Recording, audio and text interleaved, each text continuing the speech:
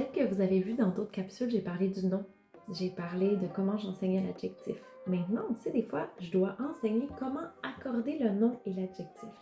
D'abord, je fais toujours comme une fenêtre au centre de ma feuille.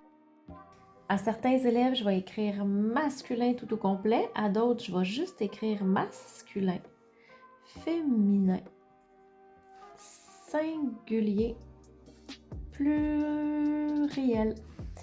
Et là, je dis, qu'est-ce que tu penses que je vais dessiner pour le masculin? Ben, je vais dessiner, tiens, un petit bonhomme comme ça, avec un long nez.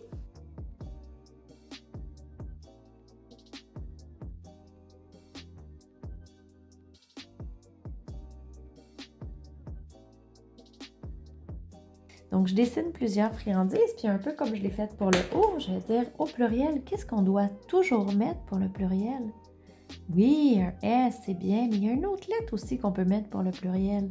C'est le X. Certains mots vont terminer en X quand il y en a plusieurs. Donc, masculin pour le mâle, féminin pour la femelle, singulier pour le seul, puis pluriel pour plusieurs.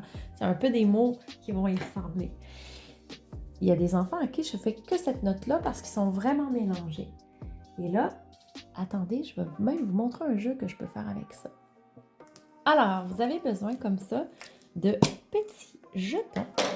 Et puis, vous prenez quelques mots, vous allez voir un peu, il faut arranger avec le gars des vues. Alors, on dit à l'enfant, pige un mot. Il est citron. Alors, on lui dit, est-ce que tu penses que c'est féminin ou masculin, citron? Il y a des enfants pour qui ça, c'est pas clair. À ce moment-là, je vais aller rajouter un petit 1 devant pour dire ou le, ou la. C'est encore plus court. Est-ce qu'on dit la citron ou le citron? Là, ils vont dire, ah, le citron. Mais là, je vais lui dire après, est-ce que c'est singulier, tu penses, maman, ou c'est pluriel, citron? Et bien là, ils vont me dire singulier, parce qu'ils voient bien, ils voient bien qu'il n'y a pas de S. Alors, on repositionne les jetons à la position de départ. Ils prennent un autre mot, ils choisissent un autre mot. Chat, est-ce que c'est masculin ou féminin? Là, on va dire, ah, c'est masculin. Chat, est-ce que c'est singulier ou pluriel? Il y a des enfants qui vont aller trop vite puis qui vont le mettre comme ça. Je vais dire, ah non, tu vois, le S qui est là, on l'avait dit, ça va ici. Et puis, la même chose, si on a ce mot-ci, on repositionne les jetons au départ et là, on essaie de moins en moins parler à l'enfant. On ne dit plus rien. Donc, ça se peut très bien qu'il fasse ça comme ça.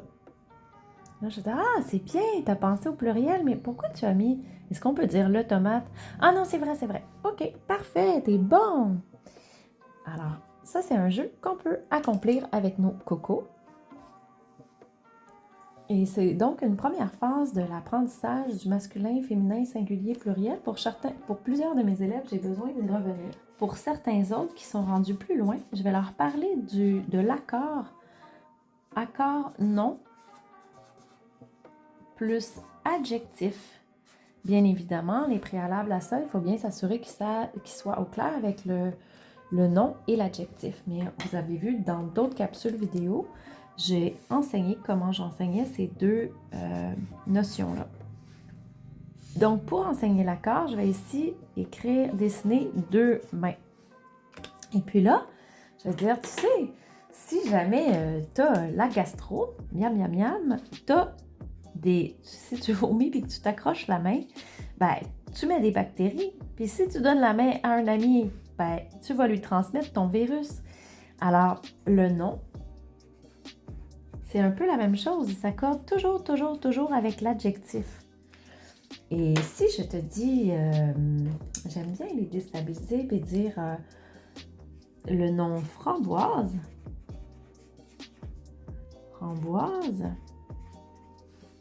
bleu, c'est un adjectif. Donc, si j'écris les framboises, comme c'est féminin,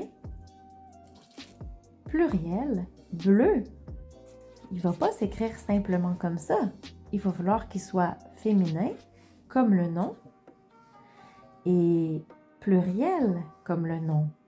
Donc, je vais mettre féminin, pluriel. Les deux ils ont la même maladie. Féminin, pluriel. Ben, en fait, c'est une belle maladie. Donc, c'est comme ça que je vais enseigner l'accord du nom avec son adjectif. Bien certainement, pas parce qu'on l'a enseigné que ça veut dire que systématiquement, comme par magie, chaque fois, ils vont être capables d'accorder.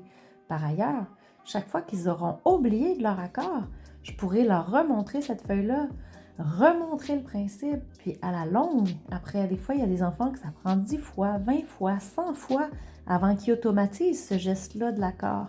On peut aussi le représenter avec les fameuses lunettes.